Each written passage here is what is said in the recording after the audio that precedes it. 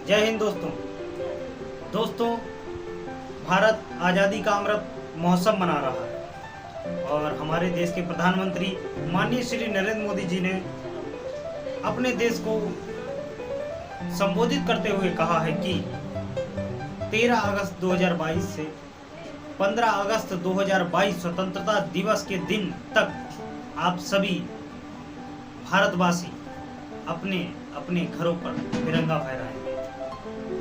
तो दोस्तों, ये तो अच्छी पहल है, इसमें हम सभी को शामिल होना चाहिए और बढ़ चढ़कर हिस्सा लेना चाहिए।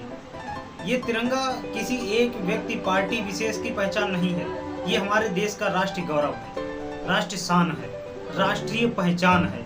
इसलिए हमें पार्टियों को बीच में ना लाते हुए प्रधानमंत्री जी के द्वारा जो हम लोग मतलब हमारे देशवासियों से कहा गया है कि आप सभी लोग जो है अपने अपने घरों पर 13 अगस्त से 15 अगस्त तक तिरंगा फहराएंगे। तो दोस्तों, इसमें बुराई कोई नहीं है, हम सभी को ये करना चाहिए और हर 26 जनवरी 15 अगस्त को अपने घर पर तिरंगा जरूर लगाएं। इससे हमें राष्ट्रभक्ति की भावना हमारे अंदर जागृत होती रहेगी और हमें अपने समाज तथा देश में कि तिरंगे के प्रति सम्मान देखने को मिलेगा। तो दोस्तों, अब हम जानते हैं तिरंगे के कुछ नियम, कायदे और कानून। तिरंगा कैसे बनता है, कहाँ बनता है और तिरंगे को बनाने के क्या नियम है, तिरंगे को फहराने के क्या नियम है। तो आइए दोस्तों जानते हैं क्या है झंडा फहराने, बनाने और उसको नष्ट करने के नियम। तो दोस्तों, आज हम अपने देश में जो तिरंगा झंडा फहराते हैं उसको स्वतंत्र भारत ने 22 जुलाई 1947 को अपनाया था।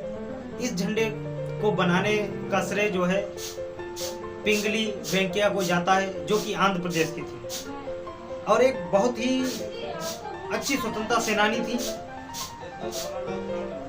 और इसको फहराने के कुछ नियम भी बताए गए हैं जिनको फ्लैग कोड ऑफ इंडिया में रखा गया है और उन नियमों और कानूनों को मानना हर भारतीय के लिए जरूरी है। दोस्तों, हम ये भी कहते हैं कि जो उन नियमों और कानूनों को नहीं मानेगा उनको कठिनाइयों का सामना भी करना पड़ सकता है, यहाँ तक कि कानूनी कार्रवाई का भी सामना करना पड़ सकता है। तो दोस्तों, जानते हैं क्या है फ्लैग कोड ऑफ इंडिया और इसके नियम।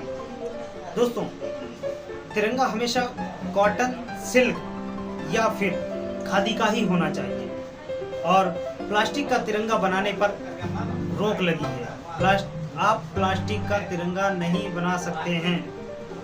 तिरंगा का निर्माण जो है रेक्टेंगल शेप में ही होना चाहिए, जिसका अनुपात 3:2 होगा, जबकि अशोक चक्र का कोई भी माप निश्चित नहीं किया गया है। इसमें सिर्फ और सिर्फ 24 तीलियां ही मान्य की गई हैं। दूसरा नियम यह है कि किसी भी मंच पर जब तिरंगा फहराते समय बोलने वाले का मुंह श्रोताओं की तरफ होता है तो तिरंगा हमेशा उसके दाहिने तरफ होना चाहिए। और एक महत्वपूर्ण बात जो आज तक शायद ही किसी को पता हो या जो लोग पढ़ते हैं उनको ही पता हो कि जब तिरंगे में चरखे की जगह अशोक चक्र का प्रयोग किया गया था तब महात्मा गांधी जी नाराज हो गए थे। ये बात बहुत कम लोगों को ही पता है। और विश्व का अकेला रांची का मंदिर है जहां पर तिरंगा, सबसे ऊंचा तिरंगा फहराया जाता है। 493 मीटर सबसे ऊंचा भारत का तिरंगा जो है वो रांची के मंदिर में ही फहराया गया। फ्लैग कोड ऑफ इंडिया का तीसरा नियम कहता है कि झंडा किसी भी स्थिति में जमीन पर टच नहीं होना चाहिए, इससे झंडे का अपमान होता है। तिरंगे को किसी भी प्रकार की यूनिफॉर्म या सजावट में प्रयोग नहीं कर सकते हैं। अब आपका चौथा नियम कहता है कि तिरंगा जो है अन्य किसी झंडे से हमेशा भी ऊपर ही लगाना चाहिए। ये नियम है कि तिरंगा किसी धार्मिक मजहबी झंडे से ऊपर ही लगाया जाना चाहिए। किसी भी पार्टी के झंडे को किसी तिरंगे के ऊपर नहीं लगाया जाना चाहिए। और तिरंगा जहाँ बनता है वो बेंगलुरु से लगभग 400 किलोमीटर दूर हुगली में बनता है। जिसको एकमात्र लाइसेंस प्राप्त है तिरंगा झंडा बनाने का और सप्लाई करने का।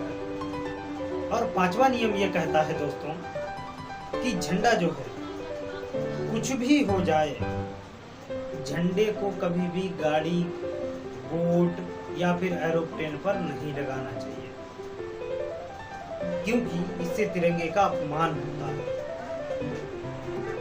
और साथ ही किसी बिल्डिंग आदि को ढकने के लिए भी तिरंगे का इस्तेमाल नहीं किया जा सकता है। ये नियम है, अगर इसका उल्लंघन आप लोगों ने किया तो इसमें सजा हो सकती है। 5वां नियम ये है कि झंडा गंदा, मटमैला या फटा हुआ नहीं होना चाहिए। झंडे को फहराते समय वहाँ की स्वच्छता का विशेष ध्यान रखें। ये हमारे देश का राष्ट्रीय गौरव है। अब जहाँ झंडा फहराया जाए वो जगह अच्छी होनी चाहिए, पब्लिक प्लेस होना चाहिए, जहाँ पर लोग आए और झंडे की सौंदर्यता को देखें और अपने देश के तिरंगे पर फख्र करें। तो दोस्तों, ये सब जो है फ्लैग कोड ऑफ इंडिया में दिया गया है और हमारा राष्ट्रीय ध्वज अधिनियम भी बना हुआ है जो कि 2002 है। इसके तहत जो है हम अपने झंडे को कहाँ फहरा सकते हैं, कहाँ नहीं फहरा सकते हैं, ये सब बताया गया है। और राष्ट्रीय गौरव अपमान निवारण कानून के तहत धारा 2 में झंडे के अपमान आदि के खिलाफ आपको 3 साल की सजा भी हो सकती है। और अभी हाल ही में नवीन जिंदल के केस में बताया गया था कि जो है झंडा जो है वो आम पब्लिक जो है अपने घर पे फहरा सकती है और रात में भी फहरा सकती है, क्योंकि पहले कुछ नियम थे कि रात में हम लोग झंडा नहीं फहरा सकते थे, झंडे को पानी में भिगो नहीं सकते थे। लेकिन अगर अब जो लोग झंडा फहराते हैं उनके केस को देखते हुए झंडे को हर व्यक्ति को फहराने के लिए अनिवार्य कर दिया गया है। तो दोस्तों, ये कुछ नियम जो है बताए गए हैं। इन नियमों को ध्यान रखकर हम लोग आज़ादी के इस अमृत महोत्सव को मनाएंगे और सभी को स्वतंत्रता दिवस की हार्दिक बधाई, शुभकामनाएं। मिलते हैं अगली वीडियो में, तब तक के लिए जय हिंद, वंदे मातरम।